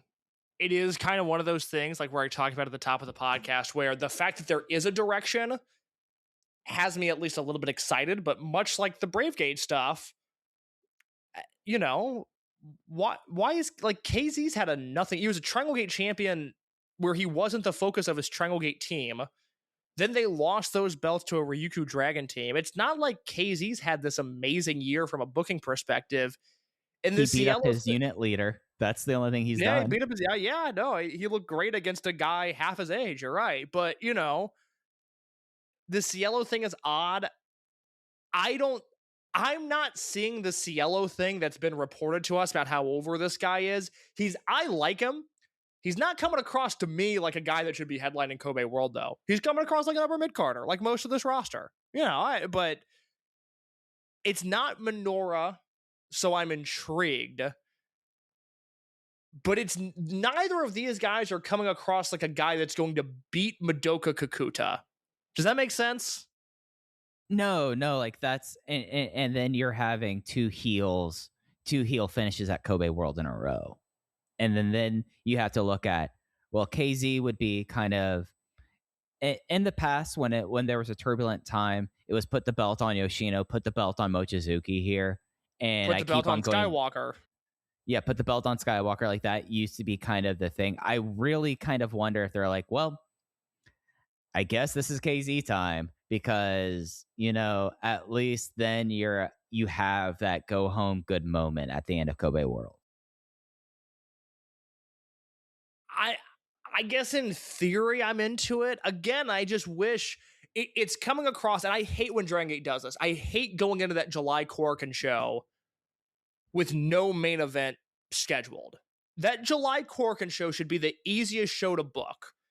That the main event of that show should be some 2-on-2 Road to Kobe World tag match, big stare-offs between the two main eventers. Let's get a preview of what we're going to see at Kobe. I hate not having the Kobe World main event booked going into that July Korakuen. I guess the KZ thing is fine, but it doesn't feel like this was the plan. It doesn't feel like KZ's been groomed for this. There have been years. I mean, 2021, KZ felt way hotter. Yeah, I don't know.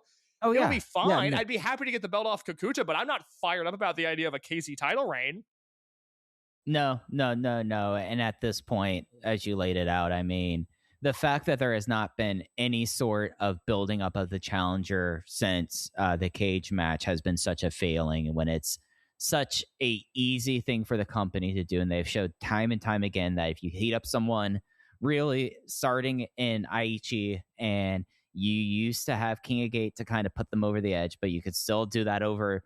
You had basically, all of May, all of June, and 2 weeks of July. So you had 10 weeks to get someone ready from Golden Coliseum, and it just feels like that they're stumbling to this thing. And then they'll decide 3 weeks out from the biggest show of their year who will be in the main event. But isn't it weird? Isn't it weird that they didn't do, like, especially on the first show, they didn't do Kato and Cielo in a singles match with Cielo going over clean? I don't like the way that he sort of sidestepped Kato, where he's like, well, I'm off to bigger challenges. It's like, well, you never really beat Kato. Like, I'm not sure you deserve a bigger challenge. You escaped the cage, but like, who cares? Last week, you were still going after this guy, and now you're like, nope, I want your boss instead. And again, there's so many issues with this booking. I'm glad they have a direction. It makes me feel better about the company knowing that there's some sort of direction, but the direction was not earned. So we have to get to Kobe with what they're doing now, and then we'll see what comes of it later. I can deal. I'm at least, they've got me in the car with my seatbelt on the road to Kobe World. I'm not necessarily happy about the fact that we're going to end up at Kobe World, but they got me in the car. Anything that happens after World, we'll have to see. But they at least, with the direction they're going in, I might not like it, but they got me in the car.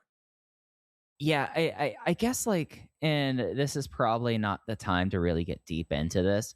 I wonder how many of the native fans already make their plans saying, like, okay, as soon as it is announced that July 20th is Kobe World, that they go like, okay, I'm going to go get my tickets for Kobe World, or how many of them hold off to see, like, oh, okay, what's the main event? Oh, is it my guy or not? Or is it my guy not really doing much on the show to make the decision? And just because I'm right now looking at the Lawson site, and there are ticket sections that are doing okay, but I'm seeing a whole lot of circles out here, and I don't know necessarily if on July 3rd, if I open up the site again, deciding whoever it is the challenger of Madoka Kakuta 3 weeks out is the right way to move tickets, if that makes sense.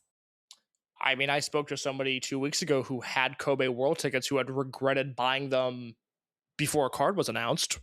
I don't think that group is that kind of answers my happy question right now. Okay. This person was super bummed that they have tickets to this show that they're probably not going to want to go to. Yeah, and especially like ticket prices. I mean, this is the first time I'm looking at ticket prices this year, and I feel like this is the first time like Dragongate's actually raising prices too. Like the first time that I've seen second floor tickets already be at over 10,000 yen. So that's kind of remarkable to me. Coach Minoura turned face. I liked the angle. I liked the Jason Lee tease spot, and then the way that he just crushed Minoura with the steel tray to solidify his spot as a heel to turn Minoura face. I liked that. I thought the execution there was good. We're veering towards what everybody thinks Minoura and Yoshioka are going to end up together. Maybe those two at World against Kato and Ishin for the Twin Gate belts. That's kind of where we're headed. Yeah, I mean, like, they're two people adrift at sea. Why not have them latch on to the table and be the ones to go against Team 204? I am so bummed we never got Skywalker and Yoshioka as a tag team in Dragon Gate. I predicted that. That was like my Kobe World prediction for what was going to happen in the second half of the year for like 3 years running, like 22, 23, and 24. I was like, well, Yoshioka's going to turn heel, and he's going to team up with Skywalker. That never happened. That sucks. I hate that so much. But I mean, I don't know. That'll be a serviceable match. That doesn't really light my world on fire, but nothing with those guys does right now. They're going to have to get someone who has like a sense of humor with those two. I think one of the bummers of this promotion existing the way that it does right now, which is even when there are things that I like, Tanaka versus Doi, there's a consequence to it in Tanaka versus Homare that I'm not necessarily a huge fan of. There's stuff that I liked in the main event angle, but again, I find the Dreamgate booking to be so absurd that it's a little frustrating. This is a promotion right now that a lot of times the best case scenario is still one step forward, two steps back. What did you think of the Vibes versus Vibes tag? Because I thought there was a real one step forward, two steps back scenario in that match as well. I thought it was fun, but not outstanding. I was 3.5 stars on it. I thought that it had a little bit too much of a goof factor early on. And then I did not think I'd be in a world that a drive chain that ended with Punch Tominaga getting launched almost into the orange seats was the highlight of the match. It's kind of awesome. Oh, it was great. Like, I feel like that they could legit launch him into the orange seats if they wanted to. Like, he's very aerodynamic. It works out that way. But like, it really felt like a like match of finality that like after that I'm like, oh, are we saying bye to natural vibes here? And like, I wonder how good it does for Gucci's development at this point to be directly compared to Kamei in this kind of manner, if that makes sense. Yeah, it does. It does. I had in my notes initially that it makes sense that a 2026 Dragongate match that would give us Gucci versus Kame and Flamita versus Susumu would be ruined by the presence of Genki Horiguchi and Punch Tamanaga.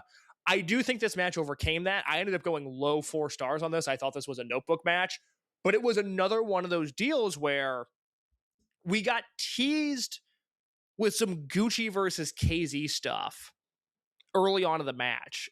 And that really grabbed me. And I thought, man, how interesting would it be if Gucci ended up pinning KZ in this match? What if this was a match designed to elevate him to like a Bravegate challenger level? How interesting would that be? And instead, KZ pinned the leader, and it was a great match. It was a great match with really odd booking, and it was 2026 Dragongate. I liked what I saw, yet I was disappointed by it. Yeah, no, I'm with you on it, and like, in a way, the match could have been over after like they did the Natural Vibes original generation dance of all 10 of them, and I was like, okay, that's cool. We're done here with this, but like, I don't like, not to go completely back on the Dreamgate stuff. I don't see like this kind of win being like that solidifying one for KZ to do that, and having Flamita back, having him in this thing, and this kind of thing, and being good, but it not being like a Flamita match does kind of feel like a waste of Flamita in a way. I mean, everything they do is a waste of Flamita. This is a guy that should be given more stuff to do, should be way more important on this roster. I love that he hangs out. I love that he's still as good as he is. I have a question for you right now. Quick question. How much more interested would he be in Kobe World if it was Flamita versus Madoka Kakuta? I understand what you're saying. I would be interested in a perverse way. Okay, that's fair. I mean, if that was a Korakuen Hall match, I'd adore it. My point all along is Kakuta's had this belt for 11 months. All he's done is wrestle the heavyweights on the roster when he does his best work against guys half of his size. I think Flamita versus Kakuta would be awesome, but I can't picture that in a Kobe World scenario. I can picture that very easily in a Korakuen Hall scenario. I mean, we live in a world that LCLO, someone who's only been active for 10 months, is about to headline Kobe World. So I feel like that everything is up in the air.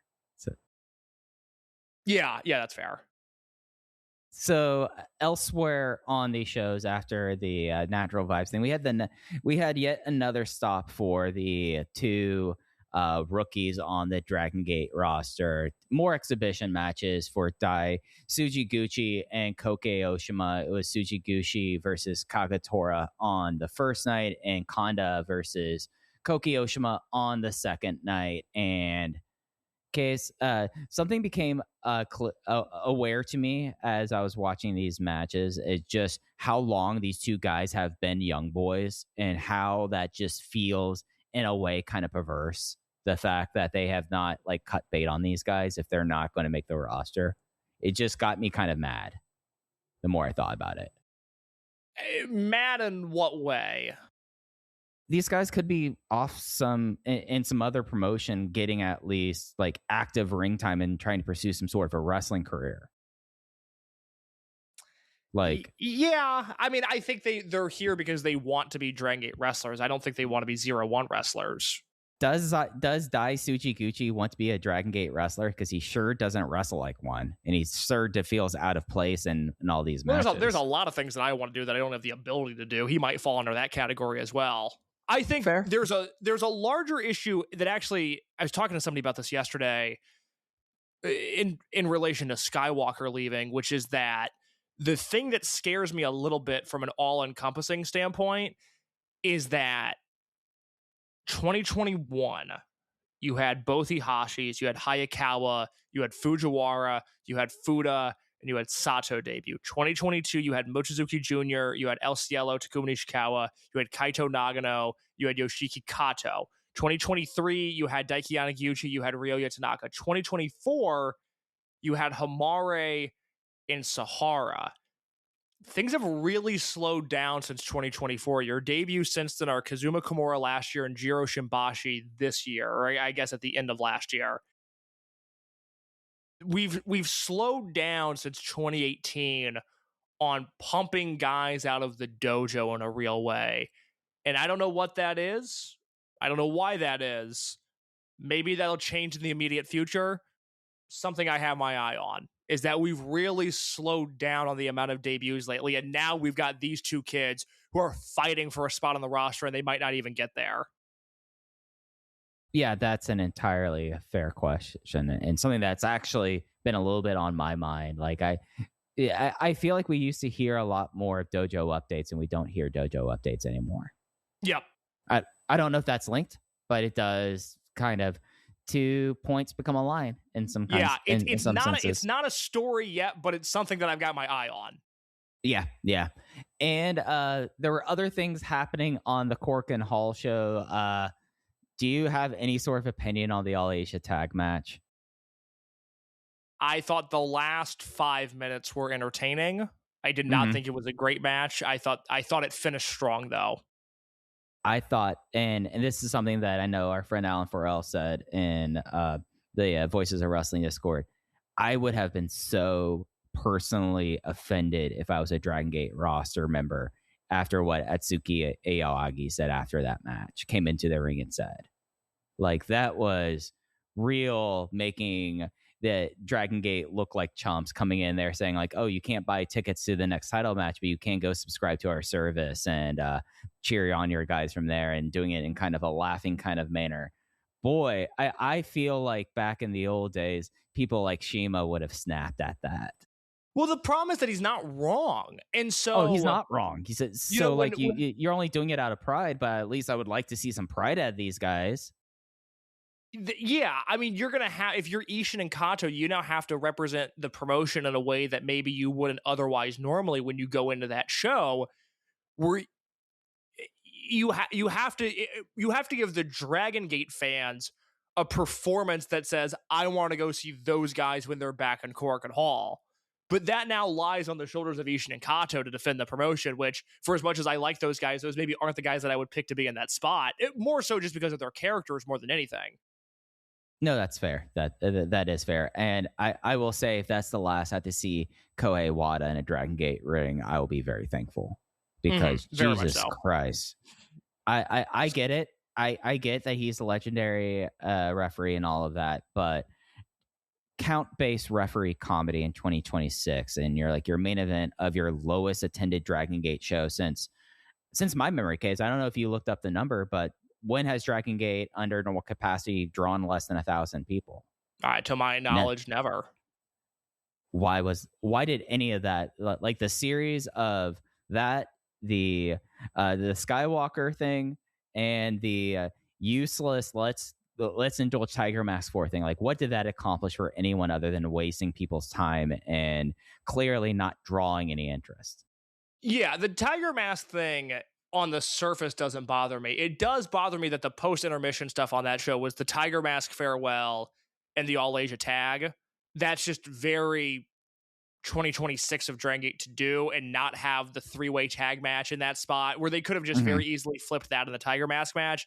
That bothered me, but the match itself didn't. But vibes were low on Thursday. You know, that was not a banner show by any means, not a banner day for the promotion. At the very least on Friday, I thought they started to turn it around just a little bit. Yeah, no, I have to say, if the shows were flipped, I would be a lot more angry on this show this week. But it's really hard for me to be completely like we're both clearly frustrated with this promotion. If you're someone who's listened to VoiceGate over the years, you could tell just from all of this. But at least having something like Tanaka and Doi on that Friday show, at least, and having the direction to Kobe World, at least gets us somewhere. And I feel like we're getting somewhere after 11 months of just spinning our wheels. Very much so. Well, buddy, was there anything else on these two shows you wanted to touch on before we got out of here? I don't believe so. All right, guys. I will be back with y'all next week. I have some plans that I'm not ready to announce yet, but Case will be back with us in 2 weeks. Dragongate's off the network up until, I had it pulled up a second ago, up until the Hakata shows and Kobe Lapis Hall coming up next weekend. So nothing of they're in Miyagi, or they were in Miyagi today, and they're going to be in Hiroshima. And we're not getting the Shun Skywalker homecoming show on the network, but they will be back next week with Prime Zone Plus on the 19th, and then 2 shows at across Fukuoka after that. But that's going to do it for us this time on Open the Voice Gate. You can find us on social media at Open Voice Gate, both on Blue Sky and on Twitter. Case is on Twitter at _ in your case. I'm on Twitter at Fujiheya, that with 2 eyes like Don Fuji. And you could step inside the Voices of Wrestling Discord if you want to join the discussion as well. Both the Dragongate channel and the Open the Voice Gate channel have been kind of popping with the Skywalker news. But as soon as we have a date for that 17th episode of those days, talking about these days, 10/10/96, we will let you know about that later this month. But that's going to do it for us this week. We'll be back with you next time. Take care, everyone.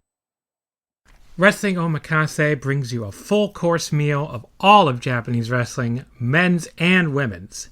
Join me, a Japanese wrestling fan for over 20 years, along with a rotating cast of equally knowledgeable co-hosts, as we cover everything from New Japan and Stardom to Noah, All Japan, DDT, Tokyo Joshi, Mari Gold, Sendai Girls, Dragongate, GLEAT, Ice Ribbon, and even more stuff.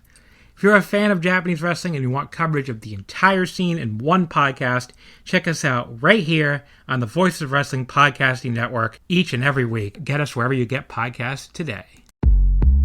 You may think you know McDonald's drinks, but you don't know them like this. From fruity refreshers like the Strawberry Watermelon Refresher and the Mango Pineapple Refresher with popping boba, to crafted sodas like the Sprite Berry Blast with berry-flavored Sprite topped with cold foam. Who knew ice-cold drinks could be so fire? 6 all-new drinks are here. Try them all, now at McDonald's. Refreshers contain caffeine. Most people don't realize how much their personal information is being bought and sold every day. Data brokers are making billions, pulling details about you from public records and the internet, and then packaging and selling it, usually without your consent. That's how your information lands in the hands of scammers, spammers, even stalkers. It's why you get endless robocalls and why ads seem to follow you everywhere. That's where Aura comes in. Aura actively removes your data from broker sites and keeps it off. They also instantly alert you if your information shows up in a breach or on the dark web. But Aura goes beyond data protection. With one app, you get a VPN, antivirus, password manager, spam call protection, dark web monitoring, and even up to $5 million in identity theft insurance, all backed by 24/7 US-based fraud support. Other companies might sell just credit monitoring or just a VPN. Aura gives you all of it, together, at the same price competitors charge for just one service. Start your free trial today at aura.com/remove. Protect yourself now at aura.com/remove.